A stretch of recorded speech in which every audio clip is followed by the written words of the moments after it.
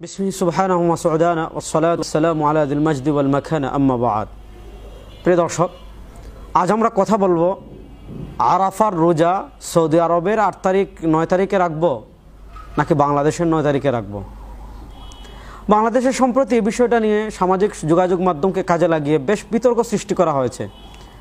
একদলের কথা হলো হাজিরা যেদিন আরাফার মাঠে থাকবে, অর্থাৎ বাংলাদেশ যেদিন 8 তারিখ, ওই দিনই আপনি আরাফার রোজা রাখতে হবে, 9 তারিখ না। যারা আরাফার রোজা সৌদি আরবের সাথে মিলিয়ে রাখতে চাচ্ছেন তাদের কাছে আজকে আমি দুটি প্রশ্ন করব। প্রশ্ন নাম্বার 1, আমার হাতে যে কিতাব আপনারা দেখতে পাচ্ছেন এই কিতাবের নাম মুসান্নাফ ইবনে আবি শায়বা। আমাদের দাদা উস্তাদ শেখ মোহাম্মদ আওয়াম হাফিজাহুল্লাহ তাহকিক তালিক করে ছাপিয়েছেন। মুসান্নাফ ইবনে আবি শায়বার আমার কাছে 4th খণ্ড রয়েছে। 4th খণ্ড থেকে আমি আপনাদেরকে পড়ে শোনাবো। 4th খণ্ডের 195 নম্বর পৃষ্ঠার কিতাবুস সালাত এর 417 নম্বর পরিচ্ছেদ আত-তাকবীর মিন আইয়ি ইয়াউমিন হুয়া। আপনারা জানেন জিলহজ মাসের আরেকটি গুরুত্বপূর্ণ আমল হলো তাকবীরে তাশরিক। তো তাকবীরে তাশরিক শুরু হবে কখন থেকে?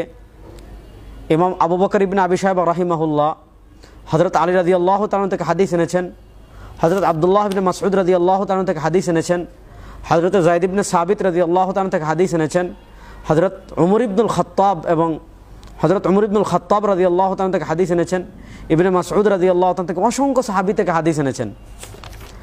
যেমন আমি কয়েকজন সাহাবীর হাদিস পড়ে শোনাই। মুসান্নাফ ইবনে আবি শায়বার 5677 নম্বর বর্ণনা। حدثنا حسين بن علي قال حد عن زائدة عن عاصم عن شقيق عن علي وعن عبد الأعلى عن عبد الرحمن عن أبي عبد الرحمن عن علي أنه كان يكبر بعد صلاة الفجر يوم عرفة।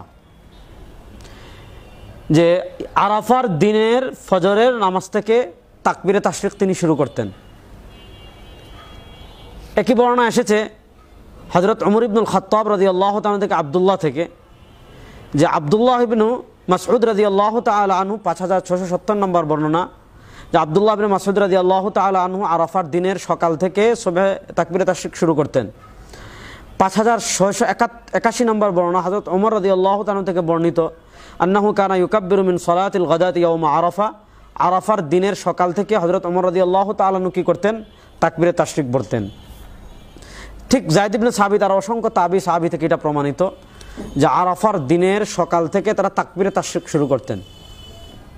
তাহলে আরাফার দিনের দুটো আমল আমরা হাদিসে পেলাম, একটা হলো রোজা রাখা আর আরেকটা হলো তাকবীরে তাশরিক আরাফার দিনের সকাল থেকে ফজরের নামাজ থেকে পড়া। আমাদের দেশের যারা আরাফার রোজা সৌদি আরবের সাথে মিলিয়ে রাখেন, যে হাজিরা আরাফার মাঠে আসে আমি জানি, তাহলে আমি কেন 9 তারিখ রাখবো? যেদিন হাজিরা আরাফার মাঠে থাকে ওই দিনে আমি রাখবো, এই যুক্তি যারা দেন তাদের কাছে আমার প্রশ্ন হলো, আরাফার দিনের তো আমল দুইটা ভাই। এক আমল হলো রোজা রাখা, আর এক আমল হলো ওই দিনের ফজর থেকে তাকবীরে তাশরিক পড়া। এবার আপনাদের খিদমতে আমাদের প্রশ্ন হলো, আপনারা রোজা রাখলেন সৌদি আরবের সাথে মিলিয়ে, তাকবীরে তাশরিককে সৌদি আরবের সাথে মিলিয়ে দেন। একই দিনের দুই আমল, এক আমল আপনি সৌদি আরবের সাথে মিলিয়ে রাখলেন, আবার তাকবীরে তাশরিক বাংলাদেশের 9 তারিখ আরাফা হিসাবে শুরু করলেন। শরীয়ত কি আপনার যেভাবে মন চাই এটার নাম শরীয়ত? দেখেন, ইসলাম শরিয়ায়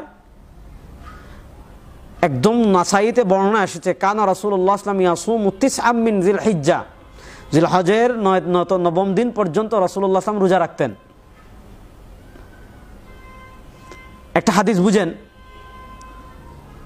আল্লাহ রাব্বুল ইজ্জত ওয়াল জালাল পবিত্র কোরআনে বলেছেন, ওয়াল ফাজর ওয়া লায়ালিন আশ ওয়াশ শাফঈ ওয়াল ওয়াতর ওয়াশ শাফঈ ওয়াল ওয়াতর। আল্লাহ ওয়াতর মানে বেজুড়ের কসম খেয়েছেন। এই ওয়াতর মানে কি? আমি আপনাদেরকে একটা জিনিস দেখাই। মুসনাদে আহমদ দেখছেন আমার হাতে রয়েছে, মুসনাদে আহমদ, শেখ শোয়েব আরনাউত রাহিমাহুল্লাহর তাহকিক তালিক করা 23 নম্বর খণ্ড মুসনাদে আহমদ আমার কাছে রয়েছে। 23 নম্বর খণ্ডের 389 নম্বর পৃষ্ঠার 14511 নম্বর বর্ণনা।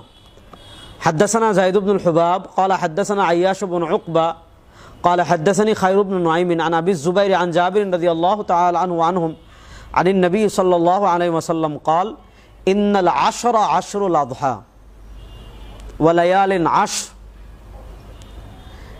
এই প্রথম 10 রাত্রের যে আল্লাহ যে 10 রাত্রের কসম করেছেন, এই 10 মানে হলো জিলহজ মাসের প্রথম 10 দিন। ওয়াল ভিত্র ইয়াউম আরাফা ওয়া শাফঈ ওয়াল ওয়াতর, আল্লাহ যে বেজুড়ের কসম খেয়েছেন, এই বেজুড় হলো ইয়াউমে আরাফা। তাহলে ইয়াউমে আরাফা, আল্লাহ যদি ইয়াউমে আরাফা বেজুড়ের কসম খান, তাহলে ইয়াউমে আরাফা কয় তারিখ? 9 তারিখ।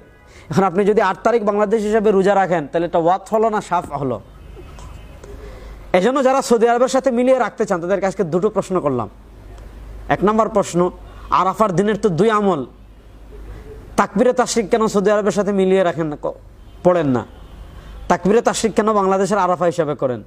2 নম্বর, আপনি যদি 8 তারিখ রোজা রাখেন, তাহলে এটা শাফ হলো না ওয়াত হলো? শাফ হলো। আল্লাহ কসম করেছেন বেজুড়ের, বেজুড় হয় 9 তারিখ। 3 নম্বর, ইসলামী শরিয়া ইয়াউমু আরাফা ইয়াউমুন নাহরের মধ্যবর্তী কোনো দিন নেই। ইয়াউমুল আরাফা, তারপরের দিন ইয়াউমুন নাহার।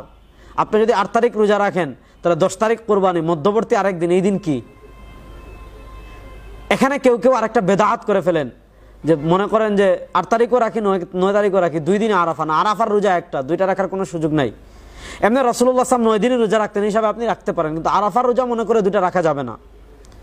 এজন্য স্বতন্ত্র ইসলামের বিধান, যে বিশেষ ফজিলতপূর্ণ দিন রাত, এগুলা নিজের মাতালি হিসাবে বিধান আসে। রাসূল সাল্লাল্লাহু আলাইহি ওয়াসাল্লাম যেমন বলেছেন, সিয়ামু ইয়াউমি আরাফা আহতাসিবু আলাল্লাহ আন ইউকাফিরা সানাতাল্লাতী ক্বাবলা ওয়া সানাতাল্লাতী বাদা।